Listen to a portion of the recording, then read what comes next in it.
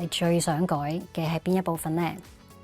你會唔會想自己可以好似模特兒或者 KOL 咁靚呢？同佢哋嘅打扮一樣？我估大家梗係都會想自己睇落係靚啦，感覺良好啦。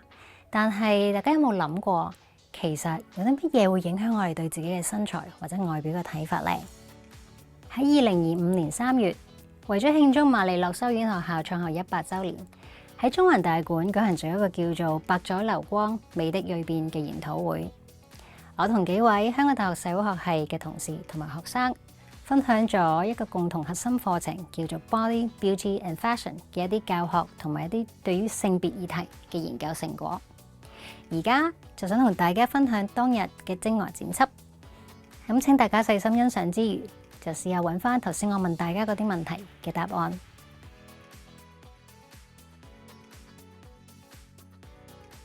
喺大學會有一科係講 body, beauty and fashion 嘅咧，有乜嘢嘅核心課程裏邊咁重要嘅一環咧？